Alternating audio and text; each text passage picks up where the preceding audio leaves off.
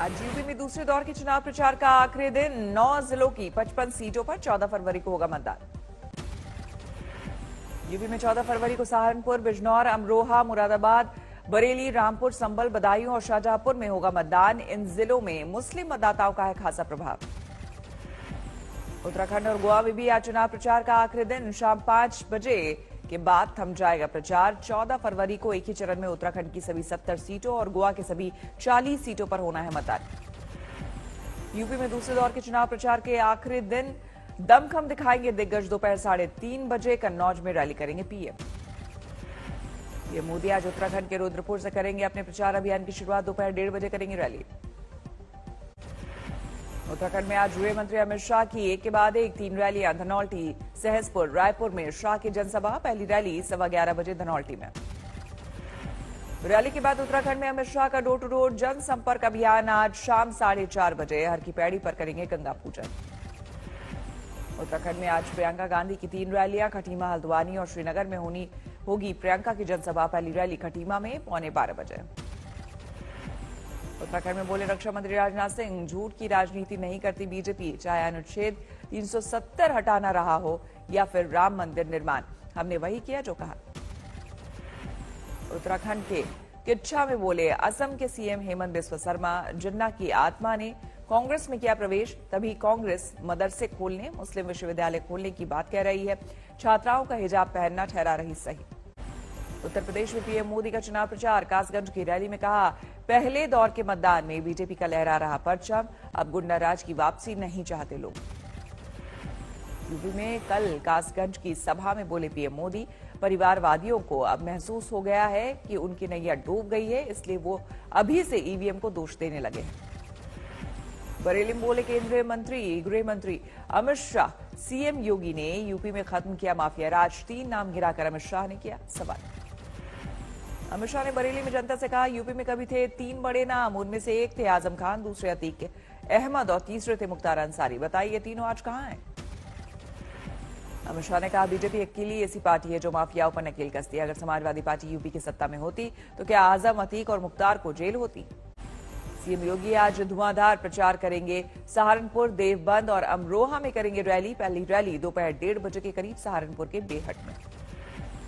हिजाब मामले में पहली बार बोले सीएम योगी। आज तक के साथ एक्सक्लूसिव इंटरव्यू में कहा, शरीयत से नहीं संविधान के हिसाब से चलेगा देश।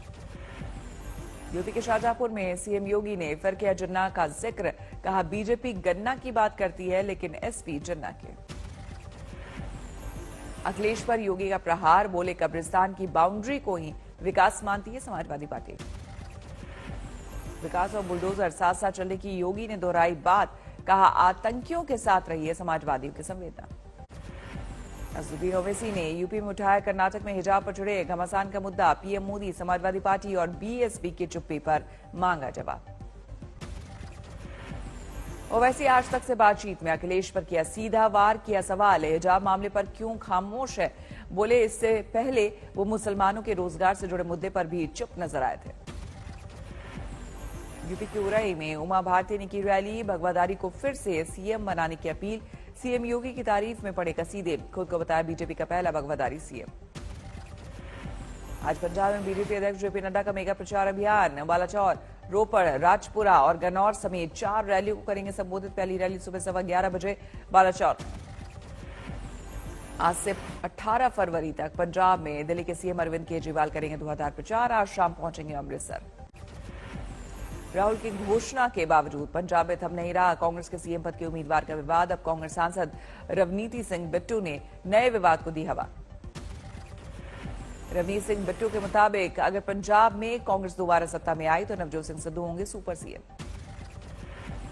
रवनीत सिंह बिट्टू ने पीएम मोदी पर भी कसा तंज। दी नसीहत, पीएम मोदी को अगर पंजाब में सड़क मार्ग से सफर में हो रही है दिक्कत तो हेलीकॉप्टर या प्लेन का करें इस्तेमाल। रवनीत सिंह बिट्टू ने पीएम मोदी के प्रचार के मद्देनजर उठाया किसानों का मुद्दा। कहा, पिछले 1 साल से अपनी खस्ताहाली को लेकर सड़क पर है किसान। 750 किसानों ने गंवाई जान, वो भला इसे कैसे भूलेंगे? गोवा में प्रचार अभियान के दौरान राहुल गांधी ने गोवा को नहीं बनने देंगे कोल हब कहा। रोजगार और पर्यावरण जैसे असल मुद्दों से मतदाताओं को गुमराह कर रहे पीएम। पीएम मोदी ने जवाहरलाल नेहरू पर लगाया था आरोप, नेहरू ने अपनी शांति प्रिय छवि के लिए गोवा को 15 साल ज्यादा गुलाम बने रहने दिया। गोवा की आजादी को लेकर उठे सवाल के जवाब में बोले राहुल गांधी, प्रधानमंत्री मोदी को उस समय की स्थिति और द्वितीय विश्व युद्ध के बाद की परिस्थितियों की समझ नहीं। कल उत्तराखंड में प्रचार के दौरान भी पीएम मोदी ने राहुल और प्रियंका पर किया था वार। कहा उनकी अपनी कांग्रेस पार्टी भी नहीं चाहती भाई बहन की जोड़ी, सोचे ऐसे लोग आपके कैसे होंगे हितैषी। मणिपुर में थाउबल और काकचिंग जिले की 10 सीटों के लिए 15 उम्मीदवारों ने कल किया नामांकन। कल थी नामांकन की आखिरी तारीख। मणिपुर में 60 विधानसभा सीटों पर 2 चरणों में होना है चुनाव। 28 फरवरी और 5 मार्च को डाले जाएंगे वोट। 10 मार्च को आएंगे नतीजे। हिजाब पर छिड़े घमासान में अब केरल के राज्यपाल आरिफ मोहम्मद खान ने ली एंट्री। कहा हिजाब विवाद से कुछ स्वार्थी लोग महिलाओं की पुरातन अंधियारे युग में चाहते हैं वापसी। आरिफ खान ने कहा कि भारत में हिजाब पर कहीं पाबंदी नहीं, लेकिन संस्थाओं में नियम कायदे का पालन होना चाहिए। आरिफ खान ने कांग्रेस पर की टिप्पणी, शाहबानो कांड का दिया हवाला। कहा 1986 में कट्टरपंथियों के दबाव में झुक गई थी सरकार, लेकिन ये सरकार झुकेगी नहीं। कर्नाटक में हिजाब विवाद को लेकर कॉलेज 16 फरवरी तक रहेंगे बंद।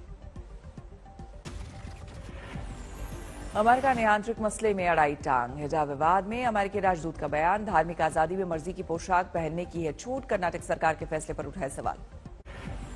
हिजाब मामले पर देश भर में बड़ी तकरार। कर्नाटक के उडुपी में अर्धसैनिक बलों ने किया फ्लैग मार्च। स्कूल और कॉलेज में हिजाब के मामले में सुप्रीम कोर्ट का जल्द सुनवाई से इनकार। कर्नाटक हाईकोर्ट के अंतरिम आदेश को दी गई थी चुनौती।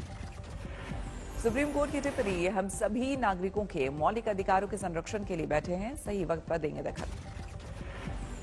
हिजाब मामले को लेकर मालेगांव में बड़ा प्रदर्शन। पुलिस की इजाजत के बिना बड़ी तादाद में लोग जुटे।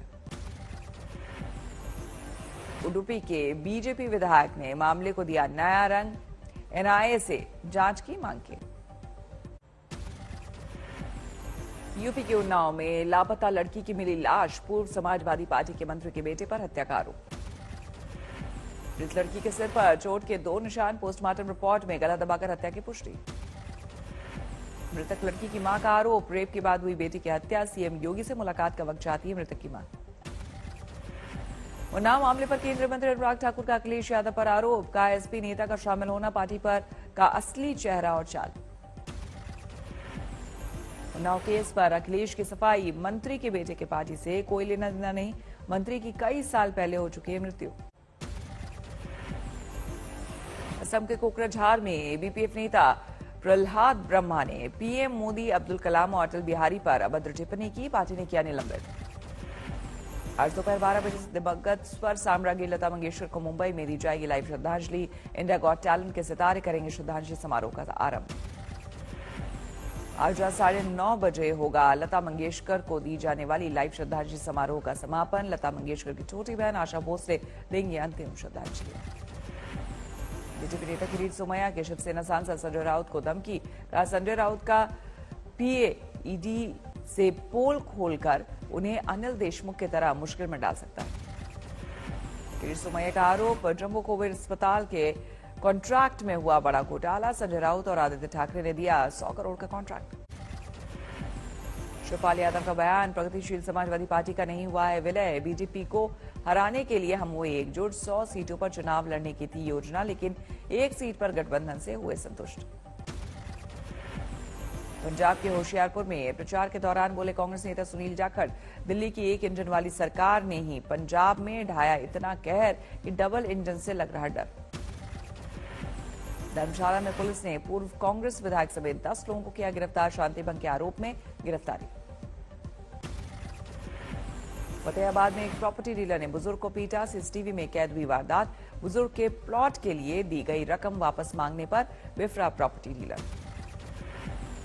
सहरसा में 2 अज्ञात बाइक सवारों ने कपड़ा कारोबारी को सिर में मारी गोली, गंभीर हालत में अस्पताल में भर्ती। पुणे में कारोबारी ने 31,000 में खरीदा 1 पेटी आम। कोरोना संकट में कारोबार में आई गिरावट से निराश लोगों का मनोबल बढ़ाने के लिए लगाई महंगी बोली। कारोबारी ने कुल 5 पेटी आम 1,24,000 रुपए में खरीदे। कहा लोगों तक पहुंचाना चाहता हूं, ये देश की वैक्सीनेशन के बाद फिर बढ़ रहा कारोबार। यूपी की श्रावस्ती में सर्वेलांस सेल बरामद किए 48 गुमशुदा मोबाइल फोन, 6 लाख के फोन की रिकवरी पर मिला 10,000 का पुरस्कार। हाजीपुर में अवैध शराब के धंधेबाजों पर जमकर टूट रहा है ड्रोन का कहर, पुलिस को सर्च में मिल रही। यूपी की हापुड़ पुलिस ने हथियारों के एक तस्कर आलिम को दबोचा। आलिम पर आरोप ओवैसी पर हमला करने वाले हमलावरों को सप्लाई किया था हथियार। दिल्ली में कोरोना मामलों में लगातार गिरावट, 24 घंटे में 977 नए केस। 3 दिसंबर से के बाद दिल्ली में सबसे कम मामले, 12 मरीजों ने तोड़ा दम। मुंबई में भी कोरोना के कहर से रहा, 24 घंटे में 367 नए मामले, सिर्फ एक मरीज की मौत। आज से यूपी के गौतम बुद्ध नगर में कोरोना से जुड़ी पाबंदियों में राहत, खोले जाएंगे सिनेमा, जिम और रेस्टोरेंट। गुजरात में कोरोना पाबंदियों में ढील, अब रात 12 बजे से लगेगा नाइट कर्फ्यू। हरियाणा के हिसार में ऑटोमोबाइल कारोबारी ने डीआईजी पर लगाया 50 लाख की रिश्वत मांगने का आरोप, आपने की सीबीआई जांच की मांग। दिल्ली के पीएस मौर्य एनक्लेव में हुए 40 लाख की डकैती के मामले में 2 कुख्यात लुटेरों सहित 5 गिरफ्तार, गैंग में शामिल महिला ने रची थी वारदात। नोएडा के जंगल में मिला बीएसपी नेता के बेटे का शव, परिजनों ने लगाया हत्या का आरोप, शरीर पर चोट के निशान। जबलपुर में एटीएम कैश वैन से 40 लाख रुपए की लूट, ताबड़तोड़ फायरिंग, 2 गार्ड को लगी गोली। भरतपुर में पकड़ा गया शार्प शूटर, यूपी एसटीएफ को लूट और हत्या के कई मामलों में थी तलाश। उदयपुर में चाकू की नोक पर दुकान लूटने वाले 3 बदमाश गिरफ्तार, सीसीटीवी से मिला सुराग, अजमेर से गिरफ्तारी। दिल्ली में मोबाइल चोर गिरोह पर शिकंजा, 5 नाबालिग सहित 10 बदमाश गिरफ्तार, 34 आईफोन, 120 महंगे मोबाइल बरामद। कानपुर में बीच बाजार 2 व्यापारियों को पीटते हुए ले गई पुलिस, थाने पर जोरदार हंगामा। मध्य प्रदेश के रीवा में 2 ठग गिरफ्तार, बिल्डर पर दर्ज 420 के मामले, रफा दफा कराने के नाम पर पत्नी से की गई 2.5 करोड़ की ठगी। बाड़मेर में नव विवाहित दंपति ने एसपी से लगाई सुरक्षा की गुहार, बचपन में हुई सगाई तोड़ने पर मारपीट और धमकाने का आरोप। झारखंड के लोहरदंगा में नक्सलियों के खिलाफ अभियान के दौरान धमाका, 2 जवान घायल। फतेहाबाद में नाबालिग युवती का मंगेतर गिरफ्तार, शारीरिक संबंध बनाने के बाद किया शादी से इनकार। भरतपुर में रेप के आरोपी को पकड़ने गई पुलिस पर हमला, थाना प्रभारी सहित 5 पुलिस वाले घायल। जमशेदपुर में कार की डिग्गी से बरामद हुआ युवक का शव, फिरौती की पूरी रकम ना देने पर हत्या।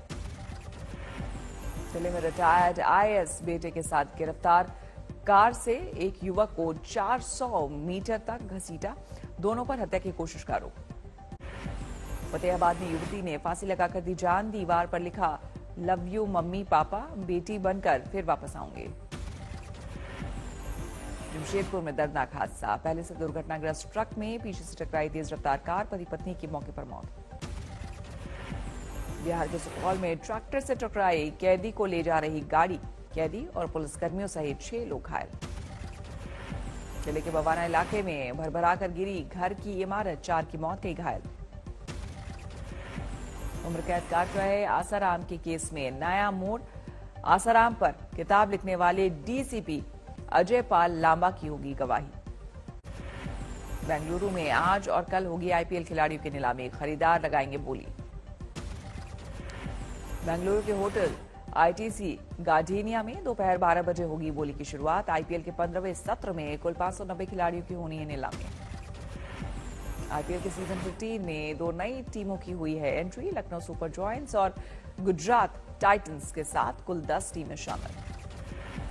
आईपीएल में आज कुल 161 खिलाड़ियों की होगी नीलामी, इनमें Ashwin, Warner, Boult, Cummins, de Kock, Dhawan, du Plessis, Shreyas Iyer, Rabada और मोहम्मद शमी जैसे नाम शामिल। महिला क्रिकेट में आज team India versus New Zealand one day series का पहला मुकाबला क्वींसलैंड में शाम 3:30 बजे शुरू होगा मैच।